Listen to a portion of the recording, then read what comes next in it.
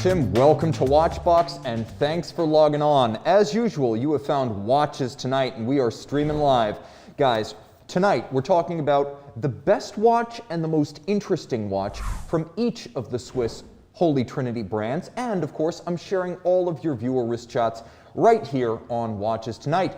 Spare a thought for the people who pay for these pixels. Open up another window and check out the new, redesigned thewatchbox.com. Faster, easier to navigate with more watches. Over 3,000 live right now, all of them with the Watchbox warranty at a bare minimum. You're talking multiple years of coverage, vintage, pre-owned, all styles and brands. And I'm wearing one of them right here, so don't forget high horology spoken here. Now, let's see some of yours on mine. Viewer wrist shots number 1. Mike F. impresses right out of the gate. A fully decorated tree and a Ulysse Nardin Marine Tourbillon Grand Faux enamel with flying tourbillon. Nicely done, Mike. Edward W. stuns with the spectacular salmon dial Patek Philippe 5270p perpetual calendar chronograph with a lovely microcosm shot. John jumps off the screen with his 1951 Patek Philippe and modern day Porsche. And Kenneth S. captures the spirit of the season with his 2020 Rolex Submariner and fully decorated tree. Guys, keep those holiday shots coming, even if it's just a Festivus poll. Let's jump into the box and see who is joining us tonight. We've got Eddie Landsberg, first and one of our favorites.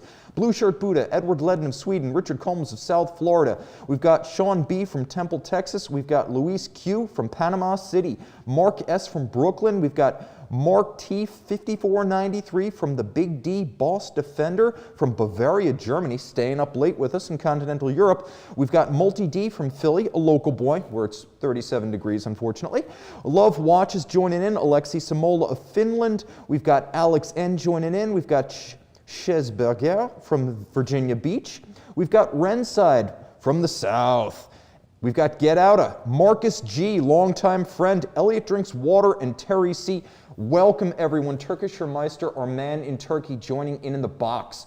All right, send your wrist shots to Monday Mailbag at thewatchbox.com to see those pieces on my pixels. Let's roll into today's theme. We return to our Shakespearean triplets, a wonderful number 3, and just enough for us to count the Swiss Holy Trinity. Now, 2 weeks ago, we spoke about the Rolex, Breitling, and Omega Big 3, or Luxury 3 in Switzerland, and they are undoubtedly the Big 3. But if you want to go to the absolute top shelf, there are higher level brands with higher level prices, and frankly, it's fun to compare them. So today we apply the same treatment to the Holy Trinity of Audemars Piguet, Patek Philippe, and Vacheron Constantin.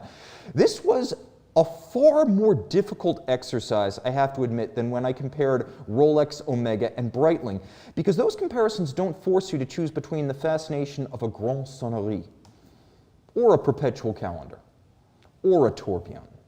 But when you're picking between Patek, VC, and AP, you better believe those choices have to be made.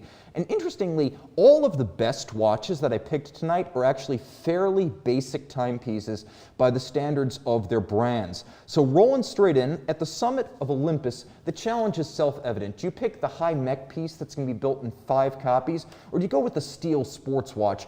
And because we're going with most interesting and best, I can pick both. So almost every watch made by these brands is worthy of consideration, and I did my best to define the term. So this is how I'm going to describe most interesting.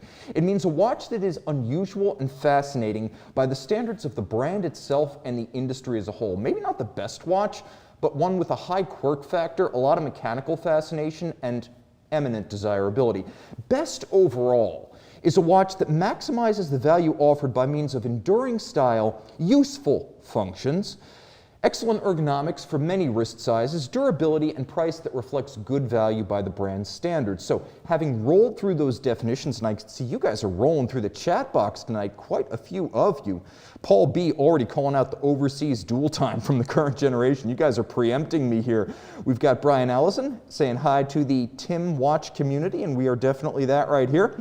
We've got Wrist Ross joining in. We've got Logan Hall joining in. We've got Ron joining in, and Paul B. and Amit joining in from London. Amit, thank you for staying up late with us. Okay, let's start with Patek Philippe. I want you guys to tell me in the chat box, what do you think is the most interesting Patek Philippe, And what do you think is the best overall Patek Philipe? And no, I didn't choose the bonkers grapefruit-sized caliber 89 pocket watch, even though yes, it is very interesting.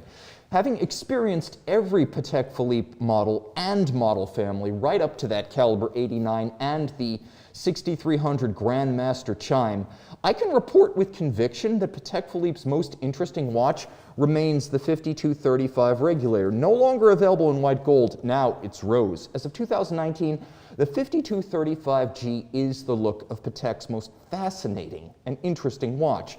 Well, that's the G right there. The R is the model that is currently in service. Now, the timepiece is fascinating. A confession, I loved that original 2011 to 2018 5235G, so much so that I'm actually thinking about a purchase, and I don't date very often when it comes to watches that I do not personally own. So this is kind of serious. It's like we've moved in together, but we're not yet hitched. So here's how it goes. The new for 2019 rose gold 5235R is more intense than a Zerg attack and hotter than a magnesium road flare. And I know magnesium, guys. They use the same thing for signaling in the Navy. Now, it starts with a 40.5 millimeter razor sharp case with razor sharp lugs, and these are pulled directly from the legendary 3448 perpetual calendar of the 1960s and 70s, and it continues with a 10 millimeter thin case profile that retains the 3448's distinctive conical bezel. This is a great channeling of historical design cues without copying the whole watch. I don't like tribute watches, I don't like re-editions, but this isn't that. It takes one of the best elements of a past watch and builds on it. It continues, and this is where we really build, with a brushed dial in slate metallic, all grayscale and easily legible. It is fascinating in that it looks like brushed metal, and then you have an engraved rather than printed Patek Philippe logo. It's engraved into the dial. There's an aperture calendar that's nicely balanced to date, 8, and month, and with annual calendar functionality, it incorporates Patek Philippe's most famous original complication, the one they patented back in 1996. So, the 5235 is what I call a fully realized design in which no detail was overlooked, right down to the vintage style 1960s logo on the pin buckle for the watch. Nowhere else in the Patek catalog do you see this level of attention to detail, except maybe the pilots with their Clevis style buckle. But you're looking at a very special watch in this Regulator.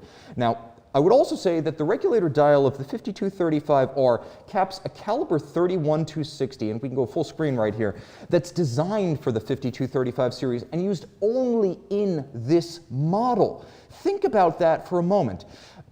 Even Patek Grand complications like the near $1 million 5316 use hand-me-down movements from previous Patek models. So you can put the 5235 in fairly elite company as a watch that had a movement designed for it by Patek Philippe. Those watches are few and far between, but count the 5101 Tourbillon 10 days in the company of the Regulator. I would also say that with the 5235R, you get that basically a movement that looks different too. If you look at the 240 micro-rotor, you can see self-evidently, though it's another micro-rotor automatic, it is not the caliber 31, which is much larger in diameter, has individual fingers for the drivetrain like a pocket watch, and then it incorporates the drivetrain, the silicon drivetrain technology of the Advanced Research series from the 2000s. So not only is the movement bigger and better looking, but it also includes original engineering advances, which means it isn't just bespoke, but it is purposefully different in appearance as well as its mechanical specifications, and that makes my heart flutter. Now, I should also say this. With the 5235, you get that caliber 31-260, and you get a useful complication. You get a wearable size. You get a time-tested design that is original on the dial and a wonderful patrimony or inheritance from the 3448. I would also say you get substantial technical innovation in those anti-magnetic and unlubricated silicon parts, and all for $55,590, which is a lot of money. But in comparison to what you're getting, it's actually quite appealing. Think right now, people are paying $70,000 for 5711s, which aren't nearly as interesting as this thing, inside or out. I would also say, I'll admit that the splash-only 5235 is not perfect. If it were loomed and swimmable, It would be the best watch in this entire segment we're doing right here, but it's not. So we have to pick something else that is able to cut through the dark and cut through the murk of the mud and the slime. A watch that can wet without a care. A watch that you can wear whether you're on an adventure or washing the dog. And that's why the Nautilus Travel Time Chronograph, the 5990, is Patek Philippe's best overall watch. It's got, well, we've got friends in the other room. All you guys who think we're alone in here, there's your proof. All right, Sean, we're back on track. So, talking about the best Patek Philippe you can buy right now. That's the 5990, the Travel Time Chronograph. Launched in 2014, the 5990 measurably improved on the previous Nautilus chronograph 5980, and in a big fashion. First, it kept the 40.5mm stainless steel case. Second, it added the travel time complication from the Aquanaut 5167, creating pretty close to a perfect watch. Patek only added 1/2 millimeter to the thickness of the 5980, and the 5990 is an exquisite 12.8mm thick package. Remember, a Daytona is 12.4mm thick. This watch is surprisingly svelte and cuffable, so it can also act as your dress watch. With large luminous hands and matching indices, the dual time dial of the 5990 is a breeze to read at a glance, which I have to admit the 5235 is not always, and you can hide that second time zone hand underneath the local hour hand when you don't need a second zone. Even better, the 5990 is an artfully designed time machine that preserves the balance of the original Gerald Genta Nautilus of 1976. Considering they incorporated travel time pushers on the 9 o'clock side and chronograph pushers on the 3 o'clock side, the Genta design is remarkably intact and well preserved, all of which is to say this watch has that time-tested style that I so valued on the 5235. I would go further and say that the full bracelet 5990 is the kind of watch you can throw in the water without a passing doubt. 120 meters water resistant, this is a real swimmable watch, and all that achieved in spite of chronograph and travel time pushers. The gradient dial also includes a date. Perfect cruciform symmetry, so you can cut it up into quarters and it's equal and balanced. It's not just a chronograph, it's a flyback chronograph, and its 2 time zones both have AM/PM indicators. It has a 60-minute chronograph register. Look at that down at 6 o'clock. Every chronograph should have a 60-minute register, because for the most part with chronographs, the minute register ends at 30, the hours start at 1. There's nothing to tide you over between 30 minutes and 60 minutes elapsed. This watch solves that problem, and I love it. Now, we should also say that the Nautilus 5990 uses an automatic caliber CH28520.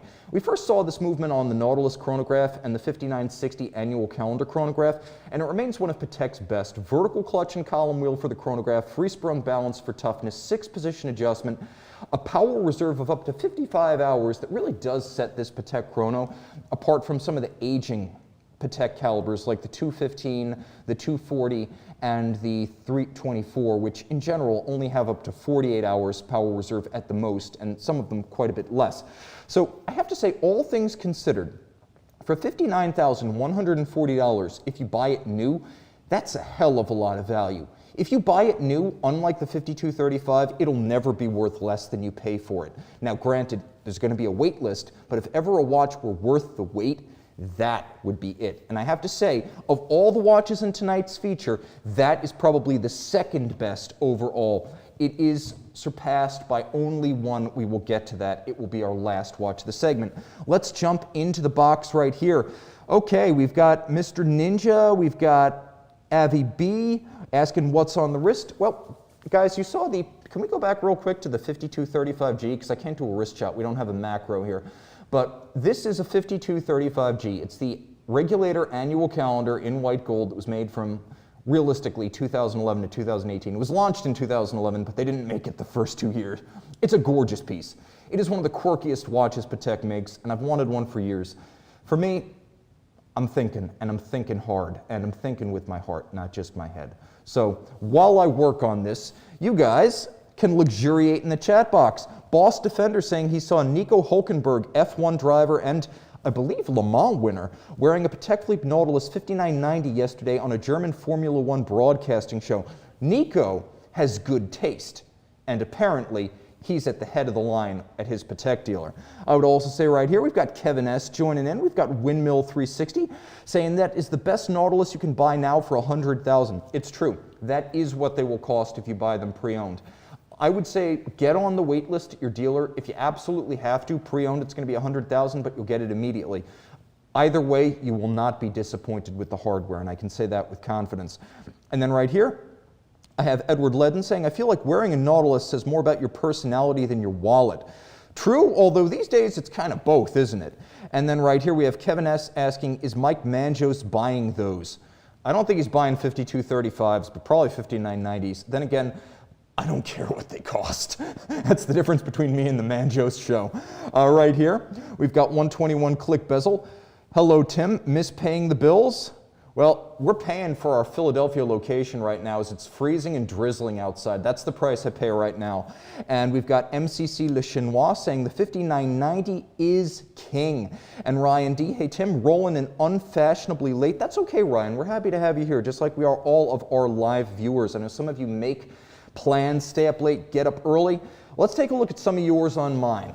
You guys answered after I asked, and I'm impressed. Viewer wrist shots number 2. Let's start with Mr. Enigma and his Tag Heuer Aqua Racer lighting the 3rd Advent candle of the season. Very nice. Edward B. and his Omega Seamaster Planet Ocean watch the marine sunset, nicely framed, orange bezel, probably my favorite Planet Ocean bezel right there. Mikhail B. of Poland captures a strikingly green Omega Seamaster Aquaterra on matching alligator leather, nicely composed. We have Dylan L. and his IWC Spitfire chronograph on the airfield ramp preparing for takeoff. And John of Malaysia makes a second appearance with his Richard Mille RM29 and Koi Pond. John, you got in there twice tonight.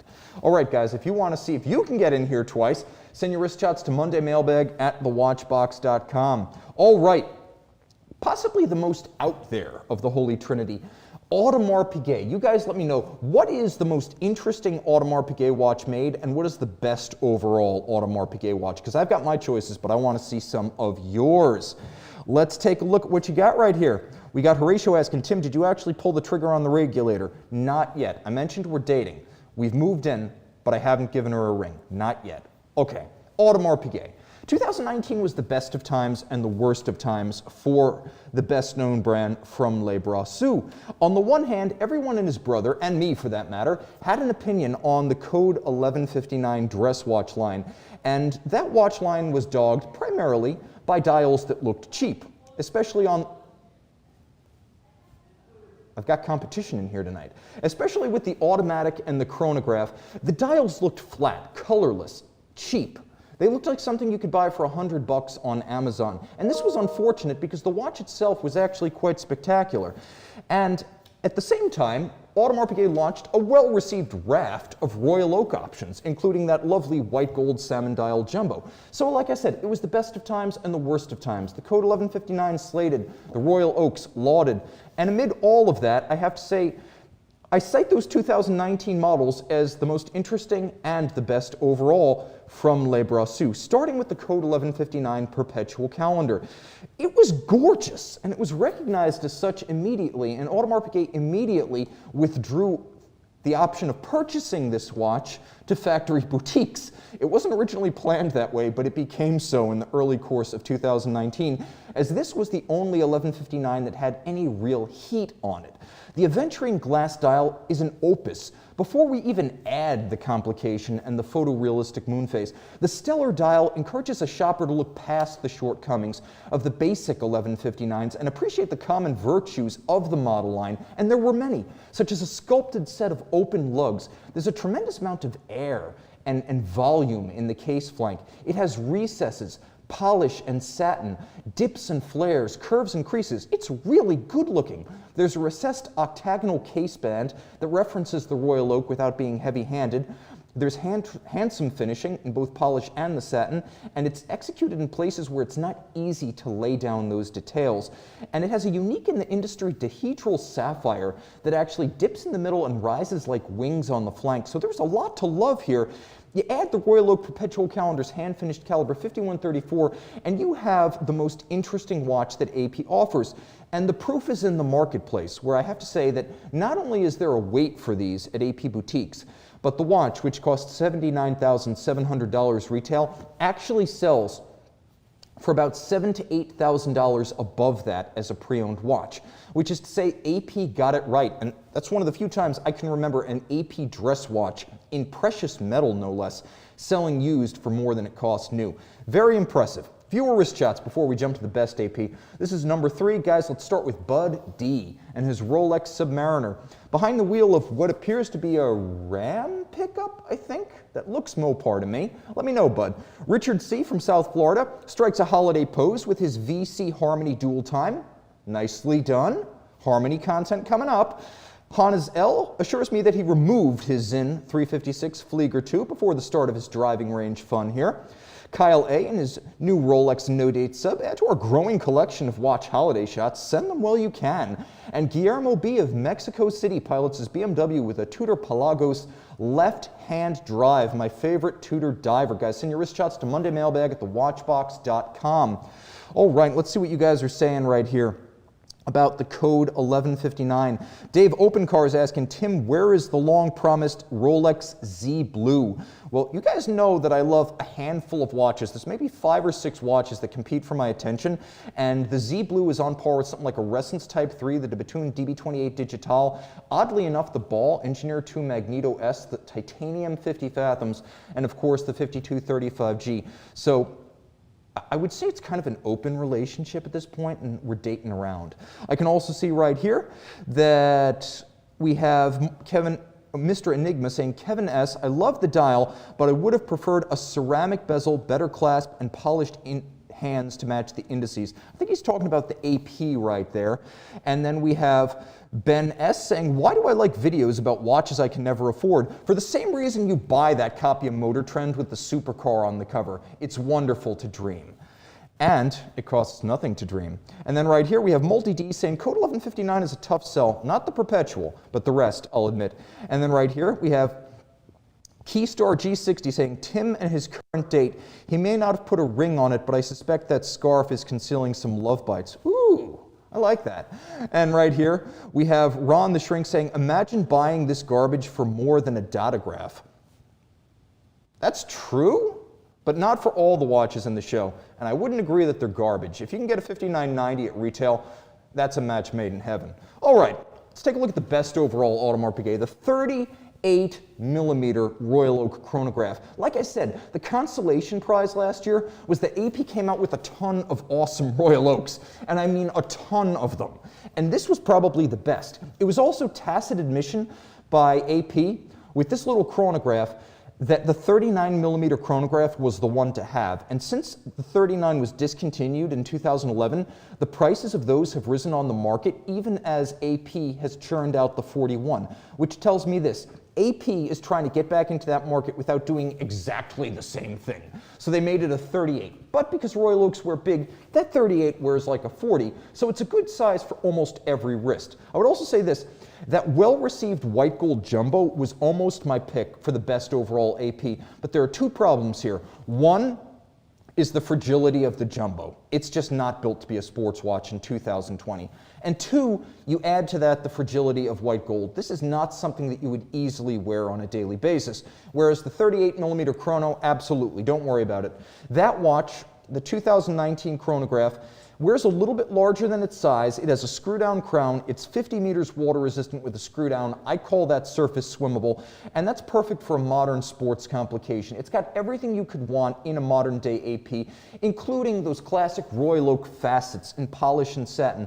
That watch takes about 15 hours to fully hand finish, and we're just talking about the outside, the bracelet, the bezel, the case, and that's really what you want when you're getting a Royal Oak. I would also say that the full range of this watch offers something for almost everyone in terms of dials and cases and metal, and if you can take a step back in durability, the jaw-dropping white gold model is worth $63,100. I mean, that dial. Whoa, that dial. Yikes. But for most, the $28,000 100 chronograph 38 is probably the one to own. $28,100. Like I've said for many of these watches, if you can get that at retail, that's one to buy. You'll never lose on it. Viewer wrist shots number 4. Fred P. leading off. Fred P. of New Jersey and his Patek Philippe Aquanaut 5168 hit the road in his 6-speed Audi R8 V10. That is my kind of car and my kind of transmission and my kind of watch. Xavier N. and his Tudor North Flag prove you don't need summer to enjoy a mojito, raising spirits in the cold seasons. Simon H., with his Rolex Coke GMT, survived the shock of marksmanship this weekend. Loaded for bear, Matt S. is a catamaran pilot, or captain I should say, with the Seamaster 300 1957 trilogy in the Cayman Islands. And that's his 65-foot cat that he captains in the background, loving that aquamarine water and the cerulean glare of a cobalt sky. Gorgeous shots, guys. You gotta outdo each other. I want to see beautiful wrist shots next week because that's our last show of the year. Okay, Vacheron Constantin, La Doyenne, the oldest. Recall, if you will, Vacheron Constantin's 2015 novelties. Drawing a blank? I'm not surprised. Perhaps this will jog your memory. Can we go full screen with that guy right there? This was one hell of a machine. Worthy of the reputation of the Holy Trinity, it is the VC Harmony Split Seconds Chronograph Ultra Thin, and it is awesome. How awesome? Well, a series of 10 was built, but it's still cataloged by Vacheron, and I wouldn't be surprised if the flagship of the Harmony line is still available, even given that production, due to a price of $370,000 and a 42mm platinum case that will challenge most wrists, as the Harmony wears large. The archaic cushion case fit might be idiosyncratic, but it is thin at 8.4 millimeters, and there's no doubt that this split seconds mono pusher represents a formidable shot across the bow of APN Patek. The dial side power reserve indicator is easy to miss down at 6 o'clock, but the case back is just porn and impossible to overlook.